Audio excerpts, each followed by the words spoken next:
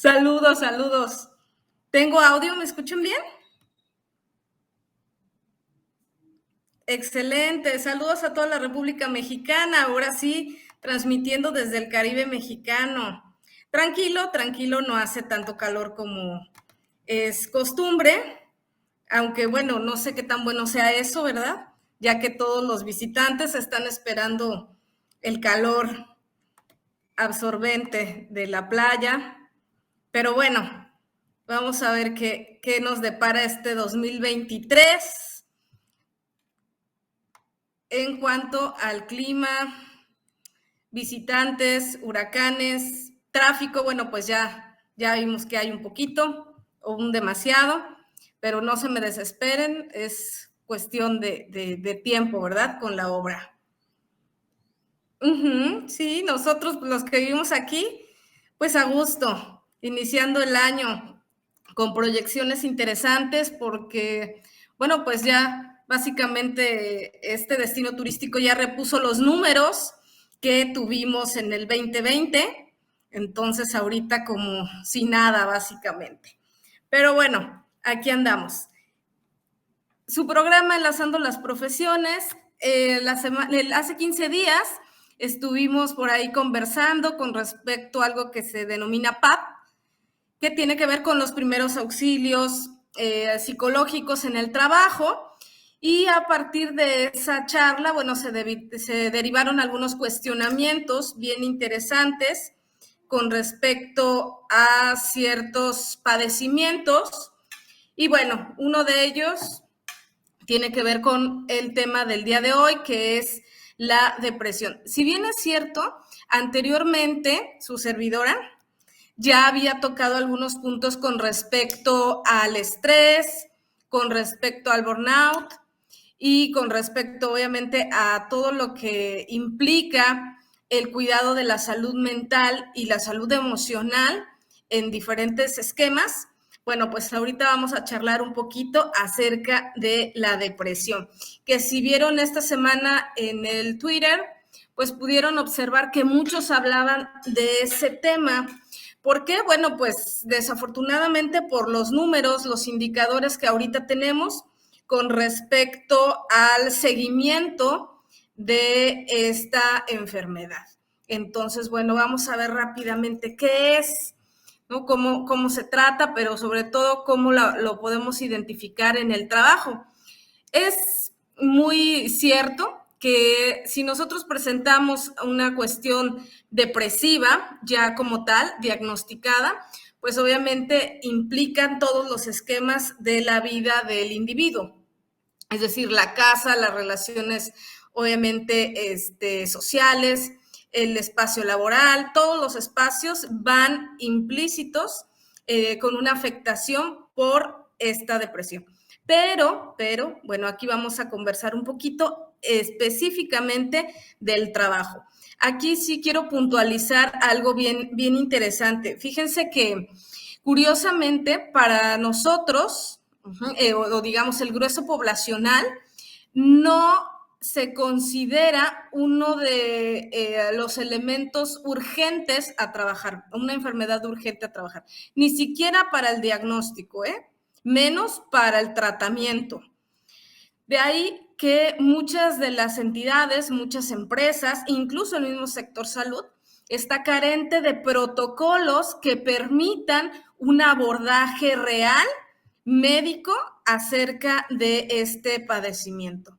Entonces, bueno, pues desde esa perspectiva, pues estamos hablando de una limitación importante y una falta de criterios para poder identificar, diagnosticar y tratar la depresión como tal, ¿no? Incluso todavía para algunos en esquemas un poco ambiguos, pues todavía siguen pensando que es una moda, que solamente es parte de las generaciones nuevas, que ya no aguantan nada, ¿verdad? Que con cualquier cosa ya se están rompiendo en mil pedacitos, ¿no? Por eso le llaman la generación de cristal y un sinfín de calificativos que le están poniendo a las nuevas generaciones por su baja tolerancia y también la baja resiliencia.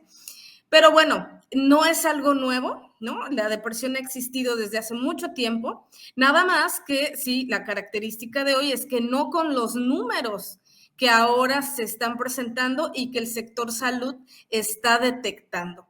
Entonces, bueno, pues ante esos números, pues hay pocos protocolos que nos permitan dar el seguimiento adecuado. Y a nivel social, pues todavía sigue habiendo mucha incredulidad con respecto al tema, ¿no? Por ahí, fíjese que estaba viendo una de las películas más premiadas en el 2022, que fue la de Bardot.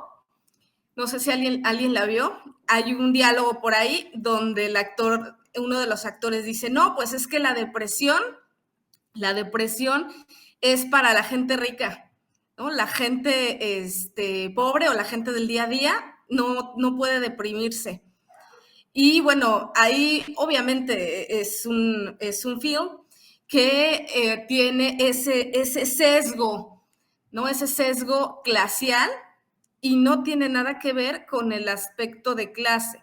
Obviamente, si nosotros nos apegamos a esquemas pues primordiales, sí, estaremos hablando de personas que probablemente están afligidas por comer hoy, por la cuestión de los ingresos y obviamente pues no van a estar deprimidas, más bien van a estar preocupadas por satisfacer una necesidad inmediata de sobrevivencia. Y entonces a lo mejor ahí sí hablaríamos de que esa persona, bueno, difícilmente se va a deprimir cuando lo que tiene que hacer es accionarse, ¿no? Para remediar una situación inmediata. Pero bueno, eso es una parte, eso es un enfoque. Aquí nosotros vamos a abordar un poquito el enfoque de una persona que tiene, digamos, cubiertas esas necesidades, ¿verdad? Esas necesidades de seguridad que le permiten, bueno, tener acceso al trabajo, al alimento, a una vivienda, etcétera, etcétera, y que aún teniendo todo eso cubierto, pues viven situaciones depresivas por diversos elementos. Entonces, bueno, lo primero que vamos aquí a identificar es que muchas veces el comportamiento en el espacio laboral, pues obviamente es el reflejo de mucho de lo que nosotros traemos desde casa. Si bien es cierto, nuestros jefes nos dicen, bueno, es que cuando tú llegas a trabajar, dejas tus problemas allá afuera y aquí vienes, te pones la camiseta y te reinicias. Sí, en muchas ocasiones lo vamos a ver así, pero también vamos a encontrar muchas personas que, aunque quieran hacerlo, no pueden. Ajá, aunque quieran ponerse esa camiseta, aunque quieran, no lo pueden hacer. Y no estamos hablando de voluntades, ¿eh? Estamos hablando realmente de un impedimento, que a veces pues nos vemos cortos en esta parte de la empatía y la comprensión con respecto a esa situación. Entonces, bueno, pues vamos a identificar algunos elementos en los trabajadores. Digo, porque no necesariamente tendremos que estar subordinados, ¿eh? Nos estamos refiriendo aquí a conductas depresivas en el trabajo, sin importar el nivel jerárquico, ya sea operativo, táctico o estratégico. Entonces, bueno, la primera, una persona con una conducta depresiva va a evitar el trabajo. Entonces, pues es muy probable que falte mucho, que esa falta o esas inasistencias, fíjense que aquí hay algo bien interesante, me dicen, oye, Nicte, pero pues ya en el trabajo tenemos muchas personas que faltan y bueno, han matado hasta su abuelita con tal de justificar su falta. Fíjense que cuando una persona tiene un estado depresivo o ya es una enfermedad, curiosamente se va a ausentar y a veces no va a dar ninguna justificación ni pretexto, simplemente se va a ausentar. No te va a avisar, hasta que regrese tú le vas a preguntar, pero en ese inter no. Una persona que no está depresiva y se quiere ausentar, es muy probable que te ponga excusas, justificaciones y demás de por qué lo va a hacer. Una persona depresiva no, simplemente se ausenta. Ahora bien, también debemos observar si hay patrones anormales. Por ejemplo, si es una persona muy constante que aún que esté enferma, agripada y demás, una cuestión física, no se ausenta, ¿no? Y de repente en un tiempo se empieza a ausentar mucho. Y si esa ausencia no tiene que ver con un aspecto médico a nivel físico o con alguna enfermedad. Entonces, bueno, ahí tenemos que identificar. Ahora bien, hay personas también que se ausentan demasiado en ciertas épocas del año. Entonces, habría que ver si tiene como cierta tendencia, pero eso, bueno, ya lo podríamos ver si tuviera mucho tiempo con nosotros. Si no, bueno, pues tendríamos que ver por qué es ese ausentismo. Independientemente de las cuestiones laborales y que si las faltas y que si la incapacidad, y que, no, ahorita vamos a dejar de lado un poquito esa parte, más bien vamos a identificar comportamientos que no son usuales en la persona, que no es su tendencia. Recuerden que parte de lo que hacemos en mi área, pues no es ver lo normal, más bien es ver lo anormal, lo que no es usual. Y eso que no es usual es lo que ya nos está arrojando información. Entonces, bueno, aunque ya sé que el tema no está como tan padre para la hora de la comida, aunque aquí ya en Cancún son 3:18, en Ciudad de México deben ser 2:18. Entonces, bueno, pues vamos a conversar un poquito. Entonces, bueno, primero la inasistencia. Entonces, ver esa conducta, si es irregular y si lo hace sin avisar o sin poner un pretexto, una justificación o sin dar muchos detalles. También puede ser eso, ¿eh? Sobre todo si es una persona que usualmente se comunicaba bien o te contaba hasta lo que había comido y de repente no te cuenta. No te cuenta ni por qué se ausentó ni por qué nada. Entonces, ahí probablemente pues hay algún tipo de conflicto o pudiéramos por ahí ubicar una conducta depresiva. Después, problemas de concentración. Claro, uno de los elementos que va a distinguir precisamente ya todos unos síntomas en cuanto a la depresión tiene que ver con la concentración. ¿Por qué? Miren, acá es bien interesante el identificar que una persona en un estado depresivo no solamente es que tenga una baja de ánimo, ¿no? Todos incluso podemos sentirnos tristes en algunos momentos, pero de manera natural, disfrutamos otras actividades y nuevamente nos sentimos bien o nos sentimos a gusto o sentimos gozo o placer por actividades que hacemos. Aunque de repente andemos así como a la baja, como que estamos medios tristones, pero hay cosas en el día, ¿no? O el día de mañana que nos hacen otra vez sentir satisfacción, gozo, emoción, etcétera. Entonces, bueno, eso es normal. Digamos, hoy tu estado de ánimo es a la baja. Ok, pero es normal si hay situaciones, personas, hechos que te generan nuevamente ese estado de bienestar, de plenitud, de alegría, etcétera.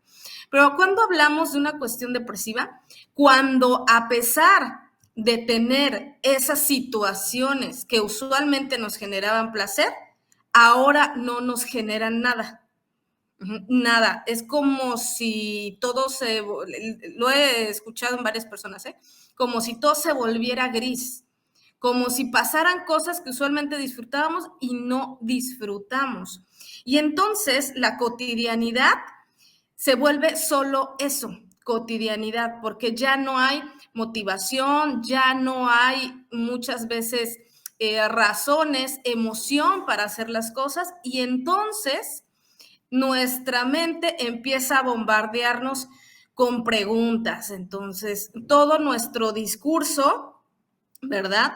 Empieza a complicarnos todos los días y nuestro pensamiento empieza a saturarse. Entonces, obviamente, pues si estamos saturados pensando en las razones de por qué, pues no hay una concentración en el trabajo, ¿no? Y si además no tomamos acciones para concentrarnos, tomando en cuenta que también una persona depresiva, usualmente, fíjense que es bien interesante, se va a cerrar al diálogo, a compartir con otros, a convivir, a echar relajo, dijeran ustedes, ya no lo va a hacer. ¿Por qué? Bueno, porque considera que lo que le está afectando es único.